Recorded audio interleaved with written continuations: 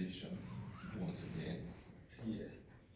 So the first, my name is Augustine Chukwuemeka, and I'm a student of RGU, and I am presenting something on the technical challenges of developing Venus.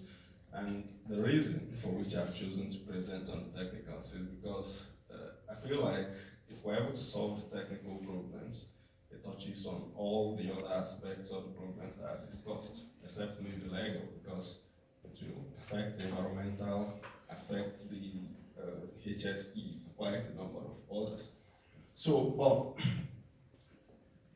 Venus, and this here is just to try to give us a picture of what the field looks like.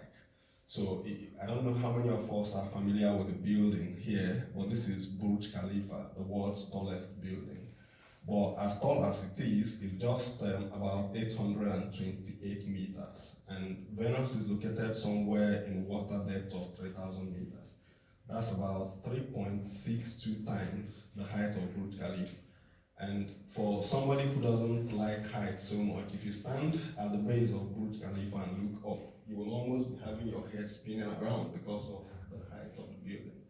But why is this necessary to develop? We've got about 11 billion barrels of oil in place with 3 billion barrels of oil that's recoverable. That's massive, and for that amount of oil, any company would go on to develop it regardless of the challenges. Well, the challenges are enormous, and then we will just run through them from the phase of pre-drilling to drilling, and then to production, and of course the abandonment challenges that we will face in the future. So forgive my use of the word we. I've just put myself in that mode where I feel like I'm part of the team that's working on this, and then yeah. So, but the pre-drilling challenges, when you get to fields like this, one of the first things you will realize is that you need to be focused on sorting out your layout, the subsea layout of infrastructure, because quite a lot will be dependent on that, especially when you are looking at developing a field from a sustainable perspective. You are trying to fix all your infrastructure with the perspective of being able to tap the ocean wave energies and trying to power some of your subsea equipment, without having to run diesel and all of that. So that layout is very important, and good enough, my colleague has discussed the value of reservoir modeling and all that information there that he communicated across to us. This keeps running around. Sorry. Okay, so then power supply is one, but we'll look at also the solutions. And for this, we'll be using industry softwares for running our simulation, doing our survey mapping, and then, of course, doing the ocean wave energy to tap into that very much into the production phase, because at the point of drilling, the place is just bare, and then we're just getting started. But as we move into the production phase, we want to start integrating some of these renewable energy sources to be able to cut down our carbon footprint as we develop the field. Then at the point of drilling, it begins to get very more challenging when you start to drill, but if you've done all the previous work well, then the drilling challenges become very much reduced and something that you can pretty much control. So the geo-hazards will mean that when you go to a deep water well, a deep water field, of course, you'll find that you have very weak formation at sections of your below this, just as you get to the seabed. So you have these weak formations, and because the formations are weak, you struggle to drill without having all those sand collapsing back into your wellbore. But again, you also have the very big chance of running into shallow gases. And when you run into these kind of situations unprepared, they can actually be very catastrophic in drilling environment. So we also have very narrow drilling window. If you come from a drilling background, you will realize that kind of situation, again, because the hydrostatic pressure of water is significantly lower than the hydrostatic or the overburden that regular rock formations would have placed on that at that depth.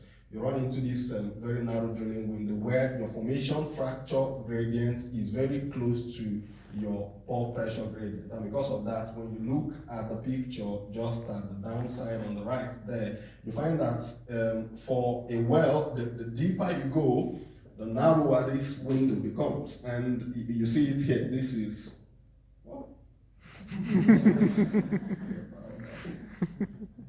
so the deeper you go, you find that this window starts to narrow down, and the narrower it is, then the more challenging it becomes to manage your drill. Because if you go with higher density of drilling fluid, you fracture the formation, which is challenging, a challenge itself. And then if you go with a very low mud weight, then you stand the risk of having the Gulf of Mexico experience and then a very serious blowout. The other issue is you are drilling at into a high temperature, high pressure formation, and then of course the material challenges begin to show themselves there. Tied into that narrow drilling window is also your wellbore stability, but in addition to just the narrow drilling window, you also have shale formation, which of course comes with the swelling of shale as you drill with the water-based mud and all of that. And being offshore, using oil-based mud becomes also a regulatory question that one needs to be careful about. Now, at the point of drilling, we are looking at these solutions as ways of mitigating against the challenges we've been facing or we expect to face. The first one is we want to run all our wells and simulate them using industry softwares. In this case, we'll be using the Landmark Engineer desktop suites. This comprises of Landmark Compass, Landmark casing seeds, the well plan, Wildcat, and that whole bunch. Now, we've got two sources of data here. We've got data from the exploratory wells that are drilled, and then of course we've also got data packed from experience from wells around the Atlantic, within the Atlantic Ocean. The Egina field in Nigeria is a typical example where Total, as well being the operator of this field, has got some experience in drilling in the deep areas of the Atlantic. All of these will form the baseline for building the models and then optimizing our drilling path. Then we also will, so we are also looking at doing an automated or implementing automation technologies where we want to do something like managed pressure drilling and then have all our drilling mud recirculated through a closed system without having to discharge anything, and then also being able to manage that narrow drilling window that's there. Then our top of cement and centralizers, our cementing operations will have to use centralizers on the casing so that we're able to get the best positioning of our casing within the center of the well, and that way we don't run the risk of having poor cementation, which will now become a challenge at the point of abandonment. And because my PhD is in well abandonment, I will also talk about it and how it relates to these drilling things. But before that, production and reservoir management challenges. We expect to have the reservoir, and then there is this possibility of having wax and hydrate formation, even though, given that the well is a high temperature well, at the point of production we will very much likely not experience waxes and hydrates, but during shutdown operations and routine maintenances, we expect to have this, especially on subsea pipelines and those infrastructure there. We're also expecting to have tubing corrosion. Of course, it's a sandstone reservoir. There will be sand production, and those could lead to corrosion of our tubing. We also are looking at how do we achieve a net zero development of the field? Because if we don't develop to that net zero target, we'll be running ourselves through a process that could result in further challenges. So what we do as solutions, We are looking at proper well positioning. Remember again, I mentioned in the previous slide that we are going to be using the landmark software. So Compass is one of those softwares that helps us position our wells, design the trajectory of our wells for optimal positioning. And then we are going to be using sand screens and sand consolidation materials for our sand control and prevention of sand production. We'll also be using inhibitors, and this also ties to a large extent into our water injection project, because high temperature wells could have this situation where you inject water into it, it forms scales and then damages the properties of your reservoir eventually, and you're not able to produce as much as you would have wanted to produce. But if you're able to desalinate the water and then run some form of inhibitors with your water injection project, you stand a good chance of running through and having good success on your water injection project. So for the power, and because again, the major challenge with reaching the net zero is the source of power. If we run everything on diesel, we will be producing lots of CO2. But if we do a combination of power sources, having like a mix of diesel from the point of drilling, and then moving gradually away from the diesel and getting ourselves into the wind and getting the ocean wave energy into the energy mix as early as possible, we stand a very good chance of developing effectively at a net zero target. And that's what we'll do as our production solutions. Now, very often we develop wells, or historically, fields have been developed with the thinking of the drilling challenges, the production challenges, and maximizing profits from those wells. But the experience of abandonment within the UK and, of course, in the Gulf of Mexico is beginning to show that we need to start thinking of our abandonment challenges as technical challenges from the point of developing a field. And that's what I've tried to do here, to look at what are the lessons we've learned across the UK and across the Gulf of Mexico. We find that one of the major challenges with abandonment is lack of logs and poor records. So you come to a well and you're at the point of trying to abandon that well, you just realize that you needed to go back to the well and run a log because there is no log there. Or you find that the well records are just missing, they are in different places. You could find some, you may not be able to find some. I remember recently there was a presentation from Enquest about a well they were abandoning and then trying to cut casing, and unfortunately came across, I think the presentation was, there was cement where there was not expected to be cement. These are things that come from record keeping and all those kind of things. Now, casing and tubular failures, and then of course the through tubing to annular communication, the sustained annular, all of these are problems we are facing today in the abandonment of our wells.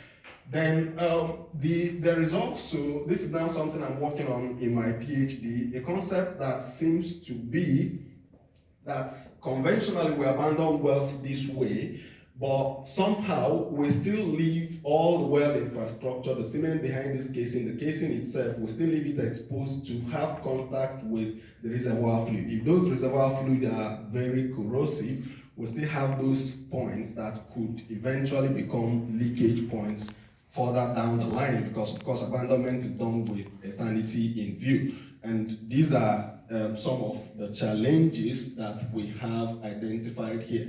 Poor positioning of parkers is another one, because at the point of abandonment, you find that the location of your parker is relevant to the location of your parkers. The availability of logs can determine whether or not you're able to run a through tubing abandonment, which is very much cost efficient, and then of course on the safety side is also a better option to go with during your abandonment. Now, what are the solutions? We are trying to develop sustainably, as I mentioned earlier, and because of that, there are certain things that need to be in place to have an easy abandonment, or even to be able to utilize these wells for CCUS. Again, the use of these wells on this field for CCUS is subject to regulatory approvals from the Namibian government, but something that most companies are willing to do, and I believe that Total as well is willing to consider this as development begins on the field. But we will aim to log the right depths. By logging the right depths, I mean that we are not just aiming to log the production or the liner section of the casing. We want to log the entire section of the casing up to at least 500 meters of our cap rock. So if we've got the cap rock within the production casing, we want to go at least 500 of that cap rock, such that if we are able to now come to a point where we are doing abandonment, we are sure that we have cement on that place, and then we can choose to do our crude-to-bin abandonment. Now, for us to be able to do that, we're also looking at proper material selection, because very often we have our defaults in the oil and gas industry, but these defaults sometimes have failed us, and that's why we keep having tubular to tubing to annulus communication, keep having sustained casing pressures, keep having a lot of these pressure situations that keep challenging us in the industry. Then we will also consider alternative barriers, and then consider proper record keeping. Now, in record keeping, the other thing we want to do is ensure that at the completion of every well, we have all our records intact within the first 1 month. So 2 weeks after the drilling of a well, we want to hold an after-action review meeting during which all the service contractors would submit their reports to us, go through it, give them feedback, and then within the next 2 weeks, they get back to us with the corrections. Now, during the presentation, or towards preparing for this, as part of my preparations for this presentation, I tried to conduct a survey on a Facebook page I run where there are followers from Namibia itself. And the question was more about what areas of the oil and gas are they more interested in. And I found somehow, maybe because of the level of experience the country has got with oil and gas, that most of the people who responded from Namibia, this is, I would say, is not representative of the entire Namibia, because it's a very small pool of people that responded. But most of the responses were towards preferring to take up courses that are not technical. So people are more like trying to move away from the engineering aspects of the courses, and that's why I came to the general conclusion that the biggest challenge to solving our technical challenge in developing this field is actually a technical knowledge gap, because we need all the people to be able to focus on these challenges or challenge these challenges and overcome them. And if we choose to fly in people from all across the globe, from Nigeria, from Angola, from the UK and the US, we will then not be able to develop the field sustainably, because the emission footprint of flying all those people across from different parts of the world becomes massive. So as part of trying to solve that problem, I proposed, and I'm proposing, a training center stroke webinar series to discuss career opportunities with focus on the technical areas. This is more or less a personal commitment of something that I will do coming from the background I come from, and then based on these interactions. And then of course try to do a review of some application documents for some Namibians who are intending to take up technical courses at a master's degree and PhD level. And that was me on That Is Me today. Thank you so much for listening.